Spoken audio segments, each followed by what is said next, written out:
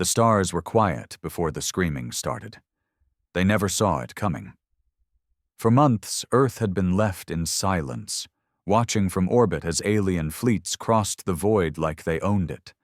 They called themselves the Valari Ascendancy, some high-born, crystal-blooded species who thought humans were still crawling out of mud. They offered Earth protection. What they really meant was submission. Humanity declined, so they attacked. First it was the mining colonies near Mars, then the shipyards near Europa, and finally they burned the cities on Luna. Not just burned, glassified, millions dead in an hour. They didn't even bother sending a message after. Just silence. The kind of silence that stinks of smugness. What they didn't know was this. Earth hadn't been sleeping. We'd been building, preparing, not for peace, but for war. And now, it was time to answer. Commander Roran, and yeah, he hated titles, stood on the bridge of the UNS Vindicator, staring at the tactical map. Hundreds of green blips hovered around his fleet, each one a warship designed in total secrecy. Stealth coatings, pulse disruptors, armor forged in Jupiter's gravity wells, every ship crewed by men and women who had nothing left to lose. "This is it," he muttered, jaw tight. "Final burn in 30 seconds. The rest of the fleet echoed his move. He could feel it, even without looking. The tension, the rage, the pure human refusal to die quietly. The Valari had sent a message. Now it was Earth's turn. "Target?" his second-in-command asked. Roran's voice was steel. "Valari Forward Command. Asteroid Belt Sector C9. Full obliteration. No warnings. No mercy." The comms officer blinked.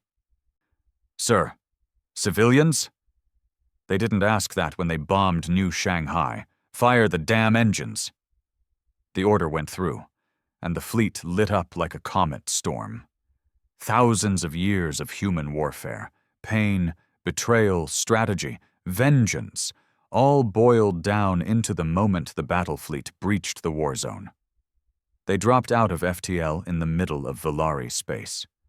What was supposed to be a safe sector, guarded by minimal defense. Probably because the Valari thought humans were afraid. The first seconds were chaos. To them. To Earth? It was execution. Vindicator's main cannon punched straight through the Valari command tower, a weaponized asteroid station, and vaporized its entire upper decks.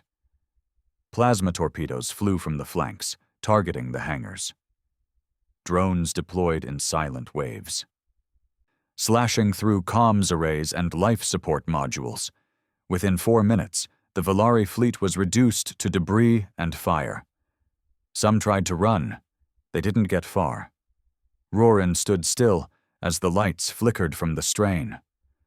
The bridge shook, but he didn't flinch. He was too busy watching the kill feed. "This isn't a counterattack," he said coldly. "This is a message." No response from the Valari. Not yet. But they would hear it loud and clear. Earth wasn't the frightened, backward little planet they thought it was. They kicked a dog and expected it to roll over. Instead, it bit their throat out. After the battle, the silence came back. But it wasn't the same. It was heavier. Bloodier. The stars weren't peaceful anymore. They were watching. And Earth had just shouted something into the dark that couldn't be taken back. "We are not prey. We are the goddamn predators now." The aftermath of the strike hung heavy across the bridge of the UNS Vindicator. Outside the viewport, the shattered husks of Valari warships drifted like dying stars, their polished exteriors cracked open, venting blue plasma and frozen bodies into the abyss. The silence was deceptive. It looked peaceful. But anyone who understood war, real war, knew what followed wasn't peace. It was retaliation. Commander Roran leaned forward, elbows on the command rail, eyes fixed on the feed from the recon drones. No Valari transmissions, no distress signals, nothing.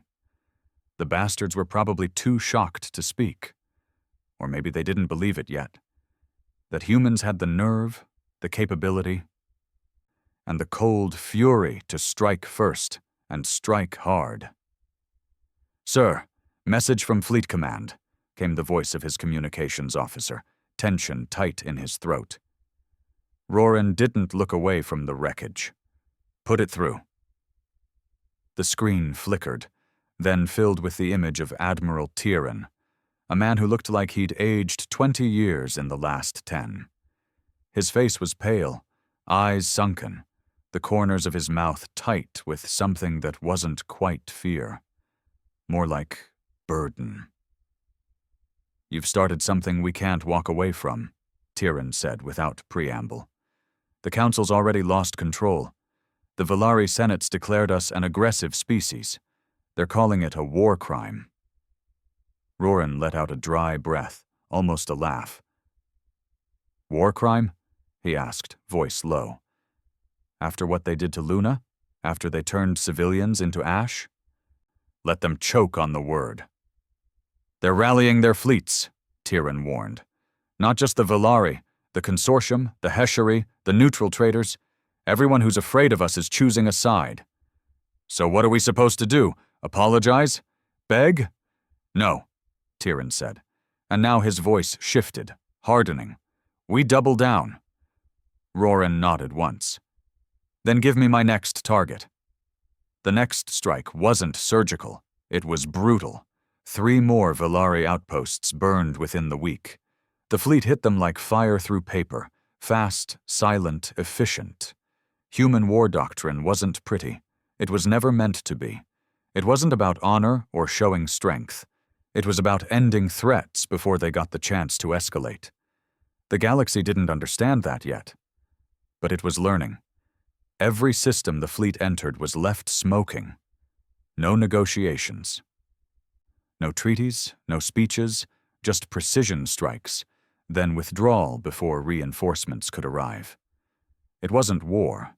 It was punishment. Inside the ships, soldiers worked like men possessed. Most had lost someone. Family crushed beneath orbital debris, friends vaporized in colony bombings. What fueled them wasn't patriotism or pride. It was something older. Anger, loss, vengeance. Roran kept quiet most of the time. He wasn't there to motivate anyone. They didn't need speeches. They needed results. Still, even he felt the weight start to build. Every night, when the corridors of the Vindicator went quiet, and the only sound was the soft hum of the ship's reactor, he stared at the old photo tucked inside his wrist pad. A woman's face, smiling, holding a toddler. Both gone. New York Orbital had been one of the first to fall. No warning. No reason. Just a show of force from the Valari, they said later. Strategic necessity. Military infrastructure. His wife wasn't military. His daughter wasn't infrastructure. Now he was building a graveyard across the stars, and he was far from done. Then the Valari finally responded. They didn't send a warning. They sent a fleet. The trap was set in the Kaldar expanse, a dead system with a burnt-out sun and little strategic value. It made the perfect bait. Earth intelligence leaked false data, a decoy listening post, unprotected and active. They waited. And the Valari took it. 200 warships dropped out of slipspace, weapons hot, formations tight. They expected a slaughter. They got one. But not the one they were hoping for. As soon as the first Valari dreadnought moved into the expanse, the stars behind it lit up with blue fire, Earth's battle fleet emerging from hidden fold points, perfectly positioned for a surround. It wasn't a battle. It was a cull. The Valari tried to pull back. They couldn't.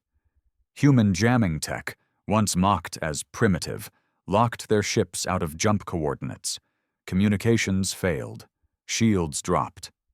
Then came the kinetic bombardments. tungsten rods fired at near light speeds, smashing ships like tin cans. Roran didn't issue any last-chance calls. He didn't offer surrender terms. He just gave one order: finish it.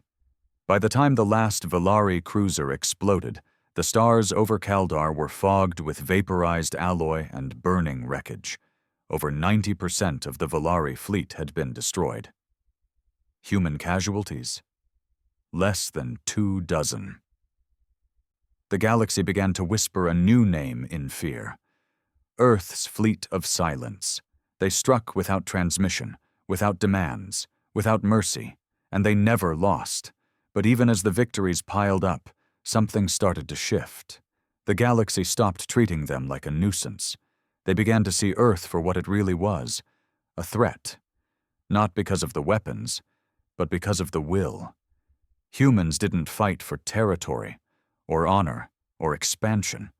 They fought because they'd been wronged, and they remembered every name, every scream, every loss.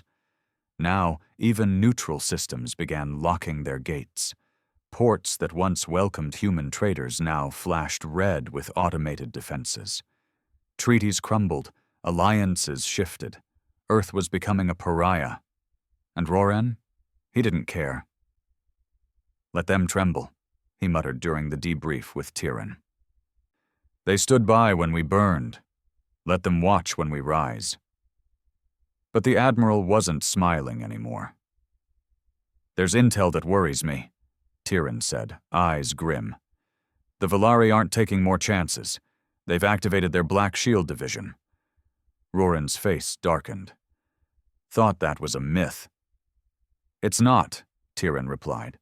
"They're bringing in a command species, something ancient, something we've never seen in combat." "Then we kill that too." Tyrion leaned forward, voice low. "You don't get it, Roran. These aren't bureaucrats in armor. This is their extinction-level counterstrike. They don't want negotiations. They want to erase us from the evolutionary record." Roran's fists clenched. "Then let's show them how hard we are to erase."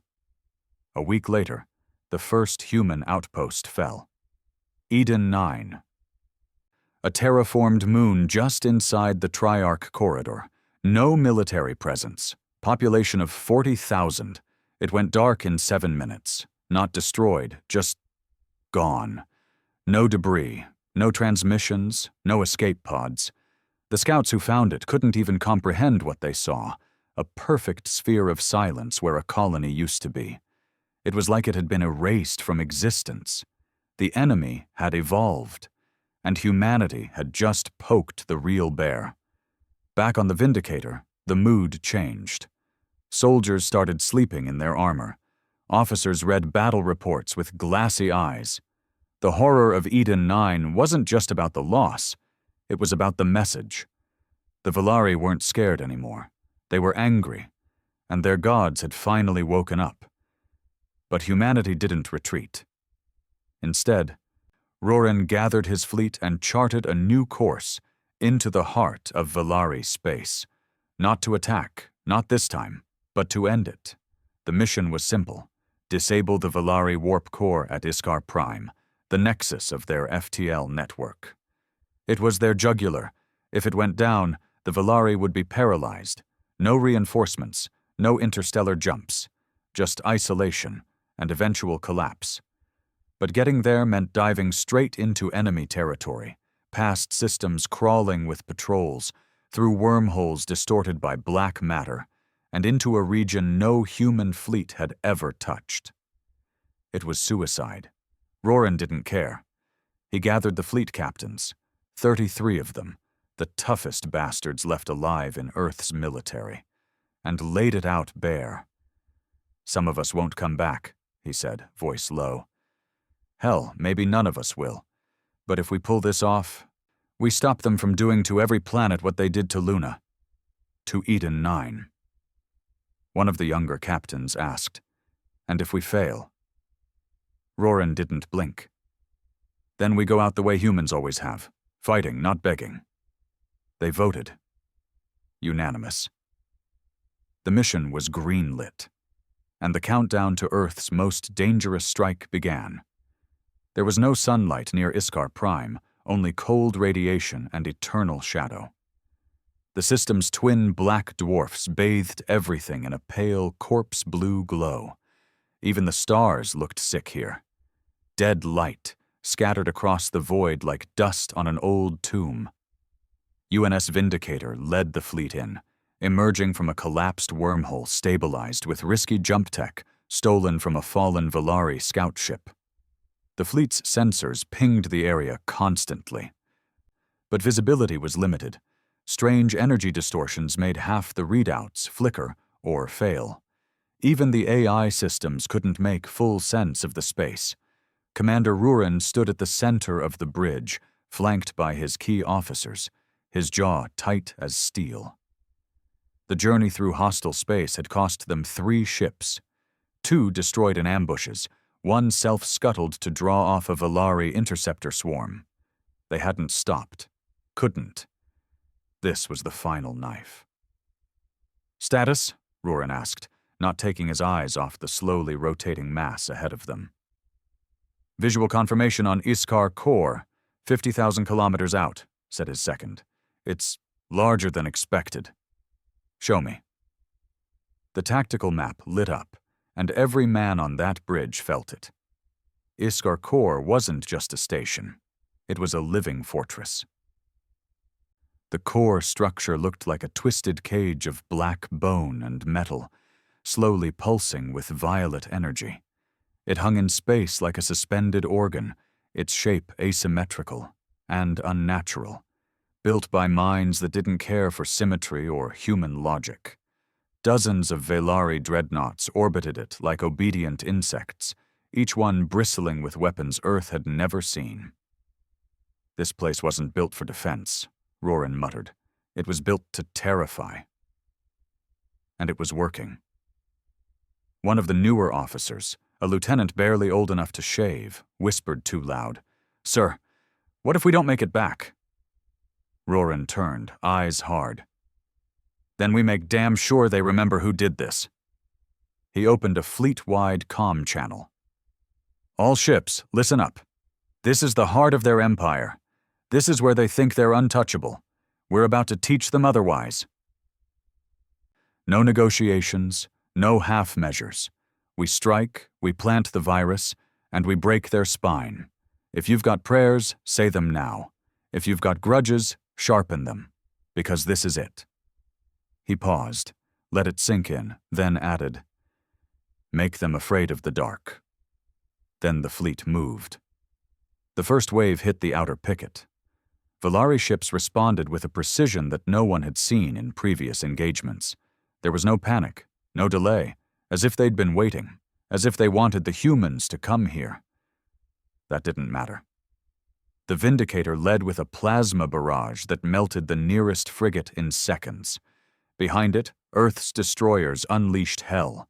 Railguns, shock torpedoes, and magnetic cluster bombs filled space with fire and shrapnel. But the Valari didn't just fight back. They adapted. Their hulls began morphing mid-battle, forming new weapon nodes and reactive armor like living things. Lasers cut through human shielding like paper. One Earth ship vanished in a flash of green light. No explosion. Just gone. "Adaptive tech," the science officer said, voice tight. "Organic integration. They're not just controlling their ships.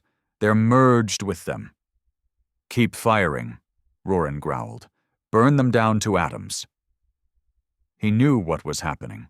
The Valari had been holding back until now, playing with humanity, testing them. Now they were fighting for real. Inside the Vindicator, alarms screamed. Hull breaches in sectors 12 through 15, fires breaking out, cryopods vaporized in a weapons cache rupture. Men screamed over the internal comms, begging for medics, for air, for help. Some died still strapped to their harnesses, choking on smoke. But the ship pressed forward. Through the chaos, the boarding team prepped. At the heart of this mission was a single plan.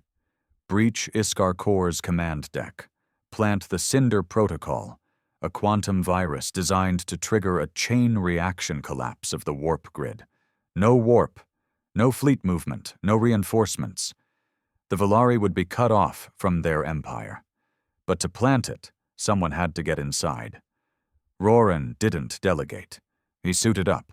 The dropship bay roared with engines and tension. 30 men, all hardened veterans, scarred, tired, burning with the same vengeance that carried them this far.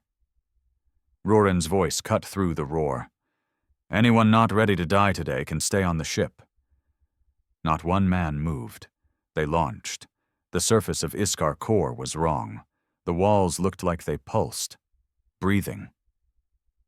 Organic veins wrapped around metal scaffolding. The landing zone wasn't a dock. It was a mouth opening as the drop shuttle approached. Every nerve in every soldier screamed that this wasn't a place humans belonged. Inside, it got worse. The corridors were curved, soft, wet in places. The lighting was a sickly red, flickering like dying heartbeats. Every footstep echoed too long. The deeper they went, the more they saw things that didn't make sense. Weapons grown into walls, Valari corpses suspended in tanks, their faces stretched in silent screams. They experimented on themselves, one Marine muttered. They fused themselves to their tech. No, Roran said. They sacrificed themselves to it. They reached the central control chamber. And that's where they found it. Not a commander, not a soldier, but a creature, bigger than a tank. Suspended in a vat of luminous fluid. It was part Valari, part machine, part something else entirely. Multiple limbs, eyes along its spine, and a spine that looked disturbingly human in shape. It opened its mouth and spoke. Not in words, in memories. The men screamed, dropping to their knees, clutching their heads as the thing flooded their minds with images of loss, regret, guilt, dead children, broken families, all of it ripped straight from their thoughts and weaponized. Roran bit down, forcing his mind through the haze. It wasn't a creature. It was a psychic weapon, an artificial god, and it knew them. It reached into his brain, dragging up the face of his wife, his daughter. Their last moments. Her eyes as the orbital fire rained down, the smoke, the silence. It whispered, "You are alone. Your species is alone. And it will die alone." Roran's hands shook, not from fear, but from rage. He slammed the injector containing the Cinder Protocol into the main console. The creature screamed, not with sound, but with pressure. The entire station began to convulse, alarms in some alien frequency echoing down the halls. The lights died. Gravity buckled. The Marines grabbed the wounded and bolted for the exit. Roran stayed behind. He turned back, eyes locked on the screaming god beast behind the glass. "You invaded the wrong species," he said. "You should have checked history." He raised his pulse rifle and emptied the entire clip into the console for good measure. Then he ran. The station was collapsing. Literally. The walls cracked, reality warping as the core's warp grid destabilized. Space-time bent. Physics started to forget how to behave. Some Marines screamed as they fell through floors that weren't there anymore. Others were pulled into walls that weren't solid. The drop shuttle had to lift off before half the team was even aboard. Roran barely made it, thrown in by one of his men as the hatch sealed. The ship blasted out of the collapsing station just as the warp core ruptured, releasing a wave of quantum energy that didn't explode. It erased. One by one, Valari ships around the station winked out, not destroyed, but desynced from reality, pulled into some phantom layer of space where nothing returned. Iskar Prime vanished. So did half of Valari space. The fleet, what was left of it, limped back through emergency jumps, systems fried, hulls battered, half the captains dead. But the message was sent. Earth wasn't a backwater anymore. It was a predator. And it just took out the jugular of an ancient empire, with a plan, a fleet, and its bare goddamn teeth. The war should have ended. But it didn't.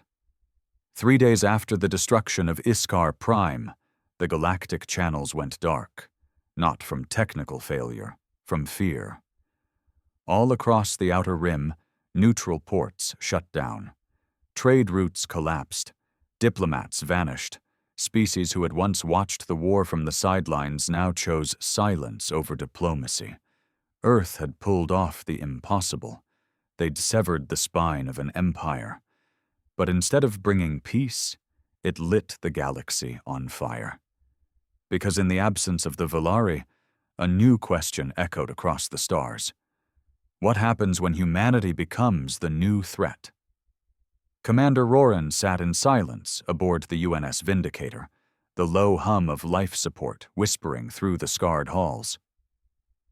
The ship was still limping, patched with salvage, missing entire decks, and carrying fewer crew than when it had launched. Too many men were dead. The mission had succeeded.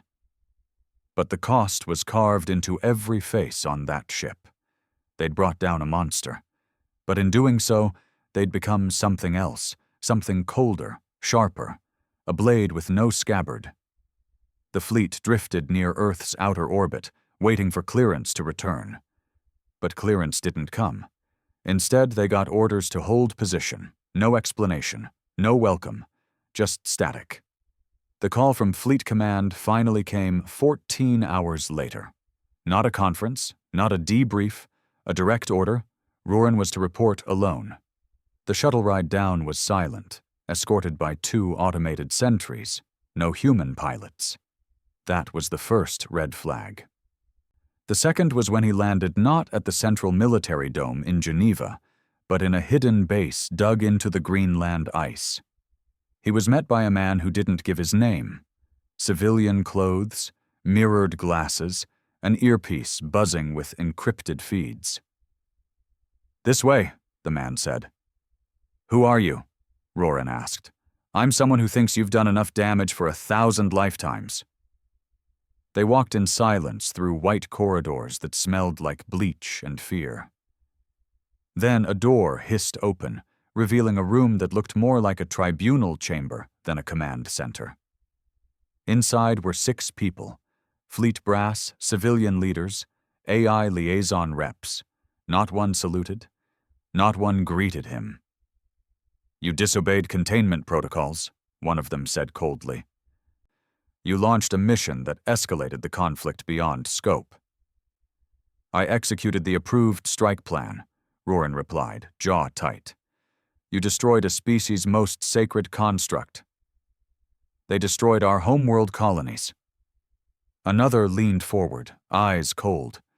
"Do you have any idea what you've done? The Valari are wounded, yes, but now the consortium is mobilizing. The neutral axis is talking about sanctions. We are being called galactic terrorists." Roran leaned on the edge of the table, voice like gravel. "They glassed Luna. They erased Eden 9. And you want to sit here and debate diplomacy?" "We want survival," one snapped. "And you just made that harder." A pause. Then the man with the mirrored glasses said, "You've become a symbol, Commander. That's dangerous." Roran smiled. Not with amusement, but with venom. "Good. Let them remember the symbol that made the gods bleed." They grounded him, stripped command rank, gave him a quiet title and a room in an orbital station with no view, said it was temporary reassignment for psychological decompression. It was exile. The media told a different story. The headlines praised the victory but buried the consequences. The battle footage was doctored. Civilians were fed a clean version. Heroes returning from a noble mission. Not the truth. Not the blood. Not the horror. Not the goddamn living fortress full of screaming alien minds. They cleaned it all. Even his name. Commander Roran was mentioned once, then forgotten. But the men who came back with him remembered. and they didn't stay quiet. It started as whispers, stories told over drinks in battered pubs orbiting Titan. Stories about how Fleet Command wanted them to lose, about how Earth had been planning a forced peace all along, thinking if the Valari burned Earth a little, the galaxy would protect them out of pity. But Roran's fleet hadn't failed. They'd done what no one expected. And now Earth was afraid of its own soldiers. Small groups of veterans began disappearing. Not dying. Just gone. Off the grid, leaving behind gear, families, pensions. Some called them deserters. But Roran knew better. They were gathering. Because something else had begun. A quiet movement without banners, without leaders, without politicians. Just a single, unifying belief. Never again.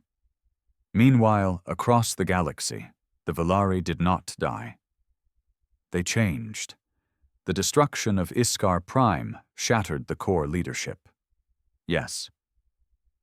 But something worse emerged from the ashes. The Ethrin, a cult forged from surviving Valari who fused with the remaining warp tech, creating a new doctrine. Fear is the new order. No more diplomacy, no more empire building, only extinction-level war.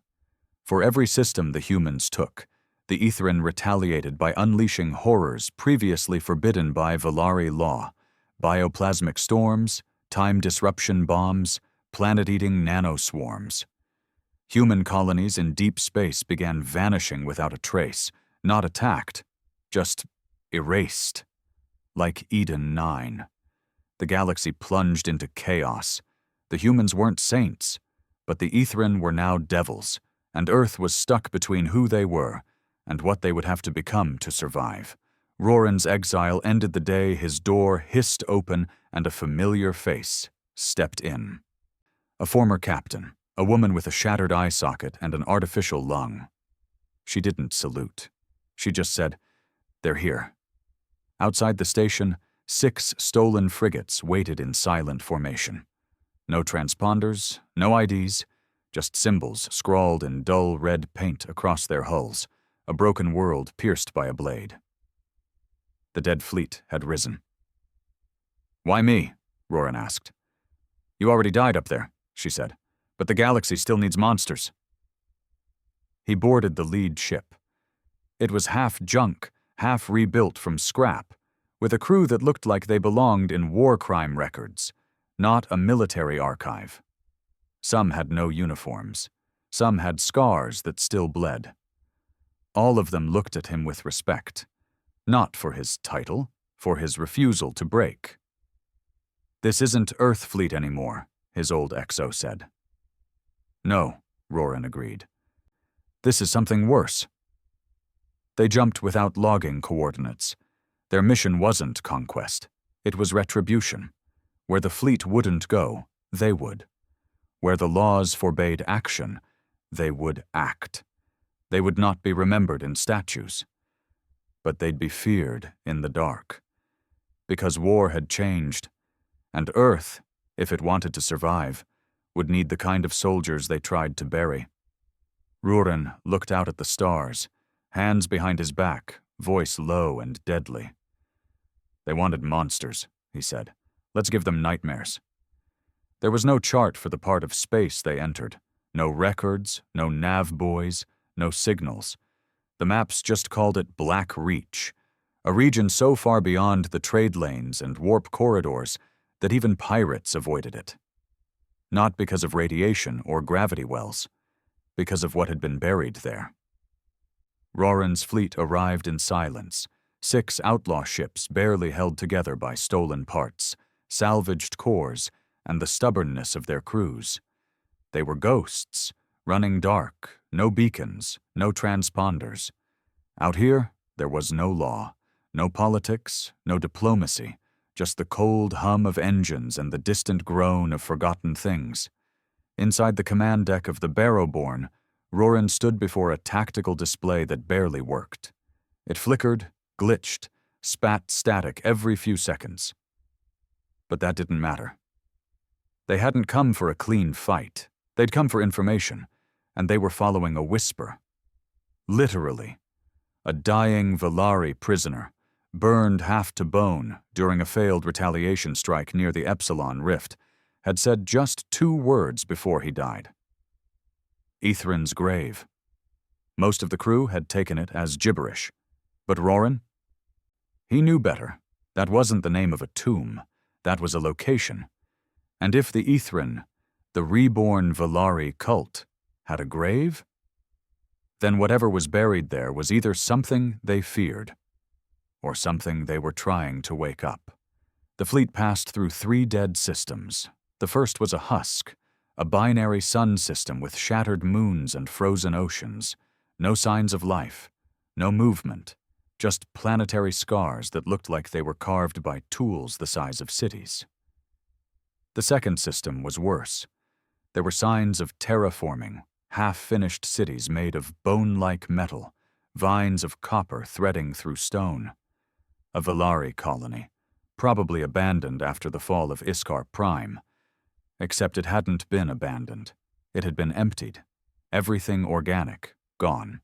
Even the soil had no microbial life. It was as if something had sucked the biological memory out of the planet. The fleet scanned it, marked it, and moved on. Then they reached the third system. And things changed. From the moment they entered Varnix Theta, the space around them felt wrong. Not broken, not hostile, just off. Like the laws of reality were being rewritten in slow motion. The stars flickered at inconsistent intervals. Colors bled out of visible spectrum. Distances twisted. Ships that were 3 kilometers apart on sensors looked side by side through the viewport. Artificial intelligence began whispering nonsensical strings of numbers. One of the junior engineers had to be restrained after tearing off her own neural jack and screaming that something had seen through her memories.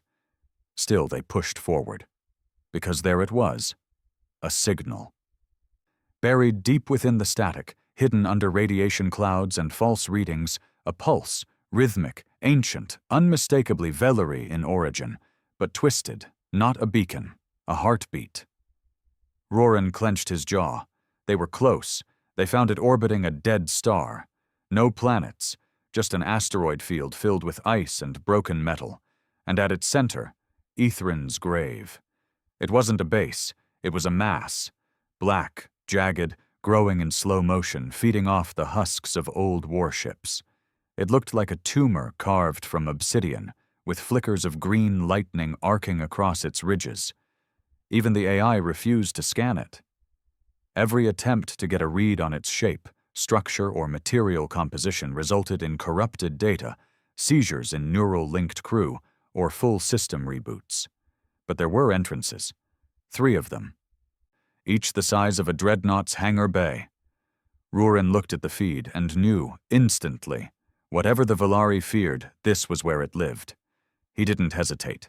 5 drop teams, 10 soldiers each, neural dampeners, non-reflective armor, auto-sealing suits, EMP rounds, and backup injectors in case something tried to get into their heads.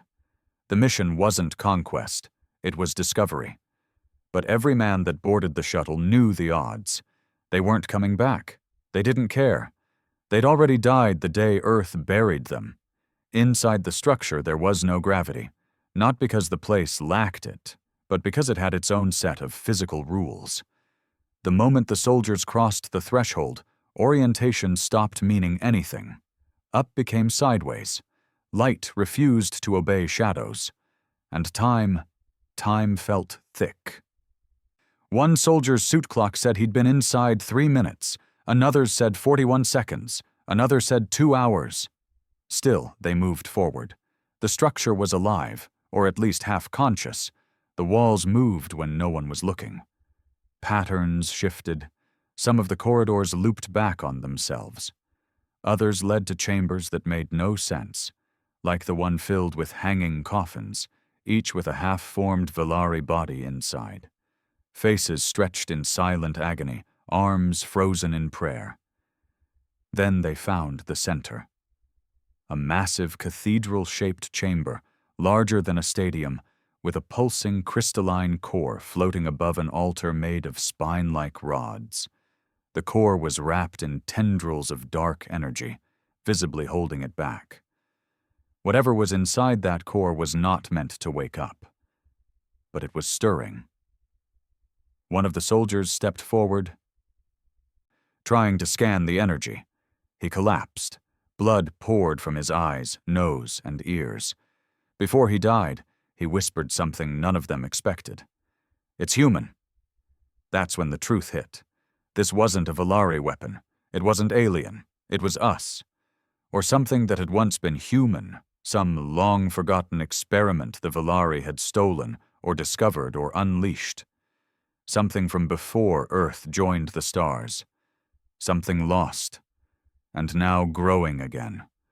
A horror made by human hands, perfected by alien minds. A god machine built from fear, memory, and rage. And now it was waking up, because Rurin had come too close, because he carried the one thing it needed to finish becoming what it was meant to be. A war mind with human intent. Rurin felt it before the others did. A hum in his teeth, a burning behind his eyes. And then, a voice. Not like the Valari creature on Iskar. This wasn't invasive. This was familiar. It sounded like his daughter, like the last message she'd sent from Luna, just days before the bombs fell. "Daddy, I'm scared." It tore something inside him. He dropped to one knee, heart pounding, rage boiling up again, but not wild this time, controlled, focused. This thing, this weapon, it was feeding off the part of him that refused to die, the will, the anger, the need to make everything that destroyed Earth burn. And it wanted out. It wasn't a prison, it was a cradle. Rurin could release it, could finish what the Valari started, could unleash something so powerful, so tailored to human vengeance, that the entire galaxy would bend the knee or cease to exist. He stood slowly. Every man around him waited, frozen, watching. He placed his hand on the console, and then he made his choice. He cut the power, not the containment, the entire chamber. He detonated the core's feed nodes, burned through his neural link, and activated a failsafe that sent feedback through every inch of the structure. The god machine screamed, and then it slept. Not dead, just delayed. The chamber began collapsing. The teams retreated, leaving behind bodies, blood, and secrets that shouldn't exist. They barely made it back to the fleet. Back aboard the Barrowborn, the surviving crew watched as Ithrin's grave folded in on itself, consumed by its own failed awakening. A shockwave of warped gravity expanded in silence, and then it was gone. Erased. But Rurin knew it wasn't over. He sat alone in his quarters, staring out into the black, haunted by the voice. His daughter's voice. Not her real one, just a copy, an echo. He'd stopped it. But for how long? Because something else had happened in that chamber, something no one else knew. In the split second before the god machine lost power, it had recognized him, and it had said one word, not in Valari, not in code, but in his own voice. It had said, "Soon." The news of Ithrin's grave never reached the public, not through the networks, not through military briefings. It was erased, deleted at the source, buried in a sea of fabricated data leaks and rewritten logs. To the rest of the galaxy, Rurin's fleet was still off the grid, presumed dead or defected. Earth claimed plausible deniability. The Valari cult, the bio-coded fortress, the half-human god machine, none of it officially existed. And yet, something shifted. In the weeks following Rurin's disappearance into Varnix Theta, reports began surfacing of Ithrin sleeper cells launching coordinated strikes across outer human colonies. They didn't come in fleets. They didn't announce themselves. They appeared, through warped portals, through dimensional rifts, through twisted Valari constructs turned into short-range fold gates. It wasn't war, it was surgical terrorism. Whole colonies blinked out in seconds, and the name whispered before each vanishing was always the same. Barrowborn. Earth's high command quickly blamed Ruren. Privately, they panicked, because the Barrowborn wasn't behind the attacks. It had gone dark since the destruction of Ithrin's grave. No signals, no trace, just gone. And that terrified them more than the attacks themselves, because it meant Ruren was off the leash. And no one knew what he was doing. In a cold bunker beneath Antarctica, 4 of Earth's most powerful leaders sat in a dim room, far away from cameras or satellites or leaks. 3 men, 1 woman.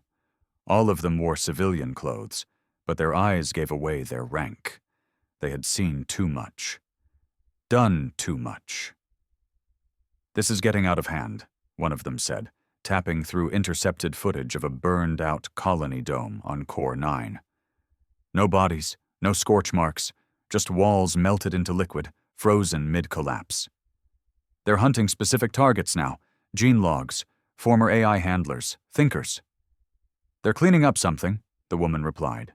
"Something we left behind." Silence. Then the oldest man spoke. "We need Ruren." The others stared. He didn't flinch. "Say what you want about the bastard, Corny gets results. When he's in control, he's focused. When he's not, we get this."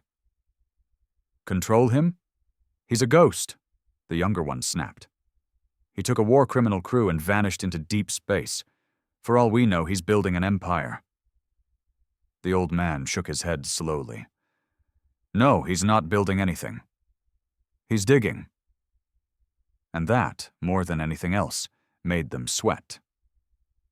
Because Earth's darkest secret wasn't what they'd done to survive. It was what they'd buried to win. Thousands of light years away, deep in outlaw space, the Barrowborn floated dead silent among the remains of a forgotten battlefield. Around it, shattered alien ships drifted in slow, eternal orbit, rusted hulls of long-dead species that never made it into the galactic record. Inside the ship, everything was quiet. But no one was idle. Ruren sat in his command chamber, helmet off, eyes hollow.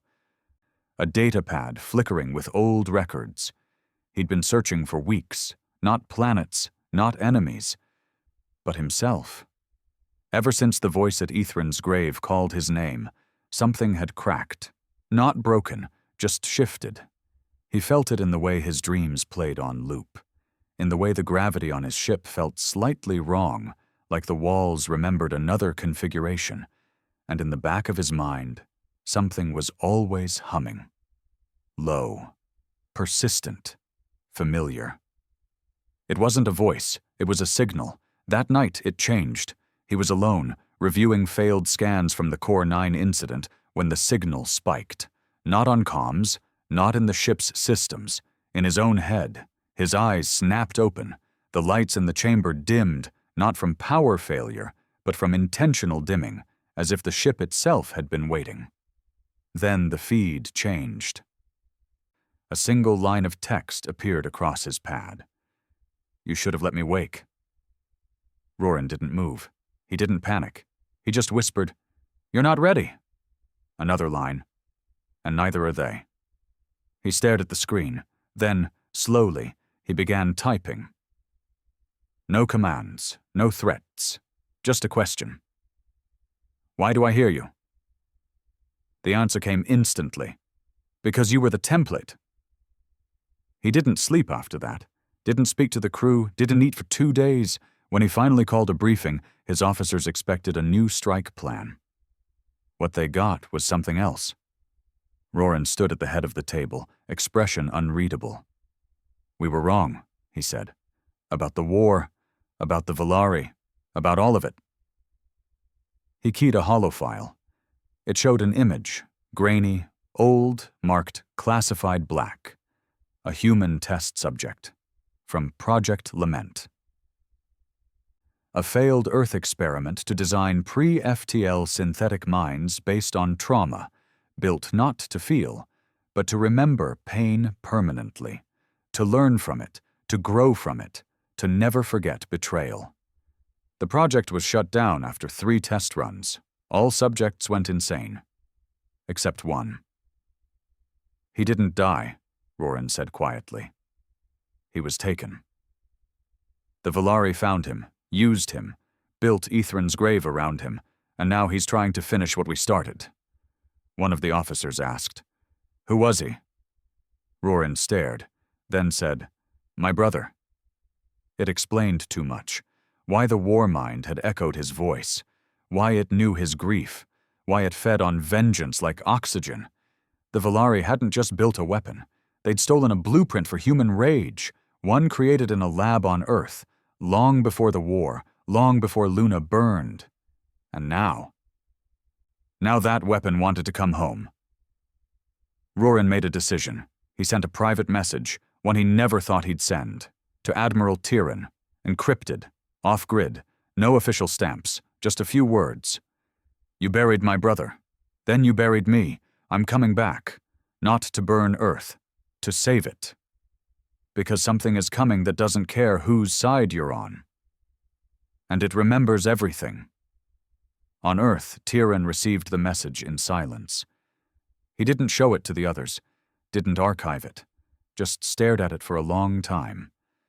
Then whispered, "God help us." The Barrowborn re-entered human space like a shadow slipping past a dying sun. No fanfare, no announcements, just 6 ships, battered and black, crawling out of the edge of the Soul Exclusion Zone, hulls scorched with signs of old wars and darker things. No ID codes. No formal request for landing, only one signal beamed out to Earth. Roran returning. No diplomacy, no permission needed. It was a challenge, but Earth didn't shoot. They didn't even speak, because deep down, someone at the top, maybe Tyran, maybe someone even colder, knew if Roran was coming back, something worse must be chasing him.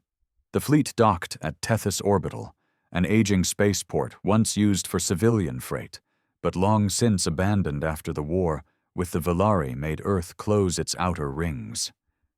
It was quiet now, stripped of life, stripped of purpose. Perfect for ghosts. Roran stepped onto the steel deck like a soldier returning from a different timeline. His armor was dented, his face gaunt. His eyes had the 1,000-yard stare of a man who'd seen something far beyond physics, politics, or death. His team followed close behind. No medals, no formal ranks, just hardened survivors, most with bodies more metal than flesh, and expressions like stone. They were weapons now, walking, thinking, bleeding weapons, and they had one purpose: stop the rebirth of the God Machine. Inside Tethys Command, the Earth Security Council had gathered under emergency protocol. They sat behind armored glass, guarded by AI drones and human officers in mirror-polished suits. When Roran entered, no one spoke for 10 seconds. He didn't salute, didn't even sit. He just stood in the center of the room and looked at them. Not with anger, not even judgment, just exhaustion. Then he said one sentence. "You buried a war mind and called it a failure." The silence cracked. "What proof do you have of this claim?" One of the council members asked, masking fear with formality. Roran tossed a data spike onto the table. It lit up instantly, projecting hollow footage from Ethran's grave, the impossible corridors, the half-Valari coffins, the central cathedral with its pulsing core. It showed the moment the being inside the containment chamber spoke. Not in words, but in memories. Not just any memories, Roran's. They watched it replay his daughter's voice, his wife's laughter, his own training footage from 2 decades ago, echoing back through an alien mouth. Then came the final moment, the whisper. Soon. The council paled. But Roran wasn't done.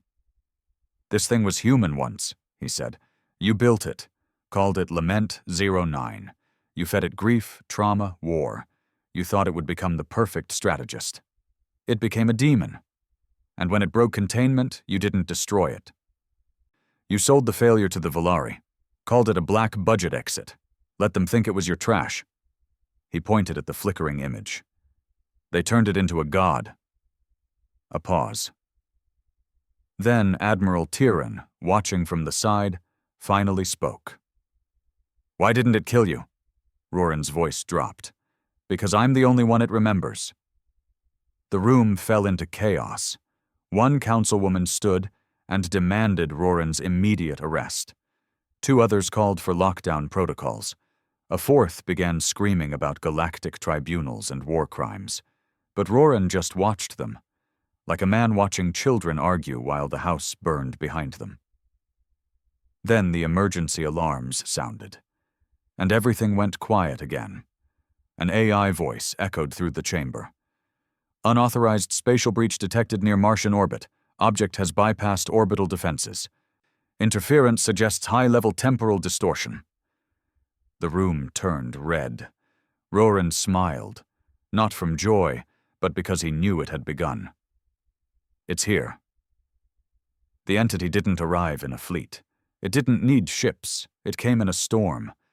At first it looked like a dust cloud drifting through Martian orbit, harmless, slow-moving like solar debris. Then it began to expand, and pulse, and hum.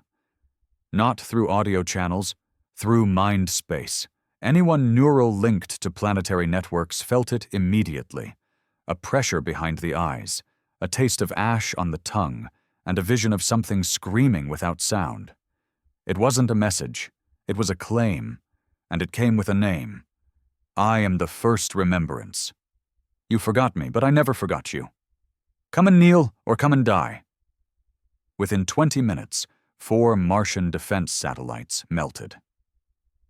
Not exploded, not hacked, melted, turned to slag mid-orbit, their alloys destabilized by invisible pulses of memory-warping energy.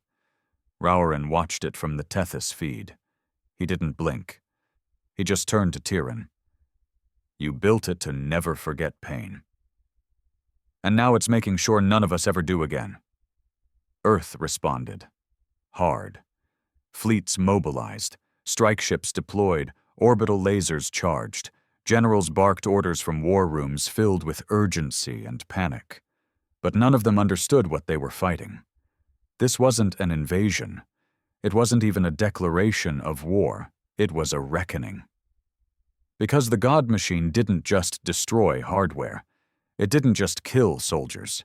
It reached into minds, twisted memories, weaponized regret. The first casualty wasn't a ship. It was a captain of the UES Shatterwake, who turned his gun on himself after the machine showed him every civilian death he'd ever authorized, on loop, in perfect detail, for 12 straight seconds. Dozens followed. Some screamed, some begged, some just walked into space. And still the being didn't fully manifest, because it wasn't done remembering. Roran stood in front of the council again. This time, they were the ones listening. Not because they trusted him, but because he was the only one who'd looked the monster in the eye and walked away alive. "We can't fight it with ships," he said. "You try to shoot it, it shows you your worst sins. You try to burn it. It forces your engineers to relive every system they've ever failed to maintain. You don't win against something that isn't trying to kill you. You win against it by being willing to forget." They stared at him, confused. "Forget what?" Tyran asked. Roran met his eyes. "Everything." His plan was insane, and everyone knew it, but it was the only option. Project Erasure, a one-time use, full-scale memory blank protocol designed in the event of existential AI collapse. Not physical, psychological. A deliberate, controlled burn of collective knowledge across neural-linked infrastructure. History. Logs, military kills, traumas, scars. It would erase pain, but it would erase context too. The God machine would have nothing to feed on, and it would become dormant, confused, alone. Because it couldn't attack what couldn't remember attacking it. It was revenge incarnate, and revenge needs memory. The cost? Everything humanity had ever done would blur. Wars, treaties, victories. The past would go dark, and the future would start numb. Earth debated it for 2 hours, then voted, 8-3, in favor. The countdown began. Rurin watched the skies darken. The Martian orbit storm had grown. Not massive, not fast, just inevitable. He suited up. Not because he had orders, but because someone had to be there when it happened. The Barrowborn moved back into position. The ship linked into Earth's relay grid, carrying the virus code across every sector of human space. Then the signal was armed. 5 minutes. One final message flashed through Earth's systems, written not in military code, not in AI interface, but in Rurin's handwriting. We're sorry, but we won't feed you anymore. You can starve. Then he pressed the button, and the lights went out. The moment the signal went out, the universe dimmed. Not in light, in meaning. Across every Earth-linked system, the Project Erasure pulse surged through satellite arrays, neural hubs, military AIs, data libraries, civilian implants, and war archives. It didn't fry systems. It didn't blind fleets. It simply forgot. Wars once recorded in exacting detail now showed as corrupted logs. Names of heroes became fragments. Coordinates of old battlefields disappeared like dust from an open hand. Tactical AI that once advised war commanders now stared blankly at questions it no longer understood. And more importantly, the grief was gone. The scars that fueled vengeance. The sorrow that shaped vengeance. The endless cycles of what they did to us and what we did back. All of it gone. Wiped deliberately. And for the first time in centuries, silence. On the Barrowborn, Rurin stood at the viewport, watching the storm that had hung over Mars begin to flicker. No explosions, no final weapon discharge. Just a shiver. The memory-fueled war mind, which had grown by feeding off pain, began to lose its anchor. No new pain. No remembered pain. It was like draining the air from a room. Like robbing fire of its fuel, and slowly, piece by piece, the thing unraveling Earth began to starve. The orbiting cloud began to slow, the pulsating energy dimmed, the whispers stopped. Ships once caught in its mind loop regained control. AI core logs stopped filling with corrupted imagery, and most telling of all? No more suicides. For the first time in weeks, no one heard a voice calling them from inside their own trauma. The first remembrance was breaking, but not vanishing. No, not that easy. Because the heart of that machine wasn't just data. It wasn't even Valari. It was a man. And he remembered even if the rest of the species didn't. Rurin received the signal 12 hours after the erasure. It was faint, one-time use channel, buried in an old Earth frequency from pre-warp times. Analog. Only he could hear it. It came as a voice, not monstrous, not angry, not even alien, just a tired man. They don't know anymore, brother. But I do. And I'm waiting. Coordinates followed. Deep space. No warp lanes, no backdoor entries. A single rock. Not even large enough to be classified as a moon. It had a name once. Hades 03.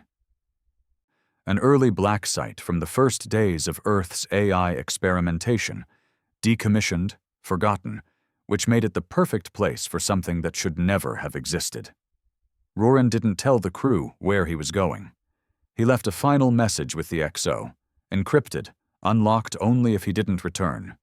He took a single ship, A stealth scout retrofitted with isolation shielding and no AI core, pure manual controls, no network, no echoes. He flew alone. He landed alone.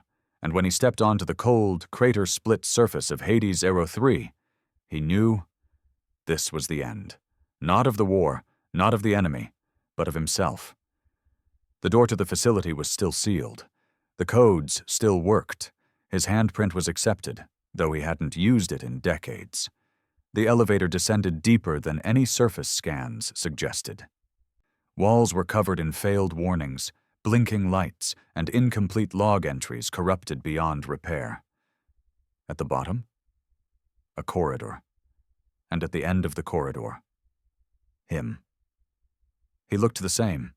No armor, no machinery, just a man sitting in a chair, skin pale, hair white, eyes flickering with soft green light, Valari neural threads woven into human synapse. Rurin stopped. No weapon, no speech, just silence. The man smiled weakly. "Do you remember me?" Rurin nodded. "I never forgot." "Shame," the man said. "You would have slept better." Rurin approached slowly, every step echoing like a gunshot in the dead facility. "You're the first remembrance," he said. His brother, once named Elian, shook his head. "No, that was the name they gave me. That was the title I earned. But I was Lament first. You know that. You helped make me."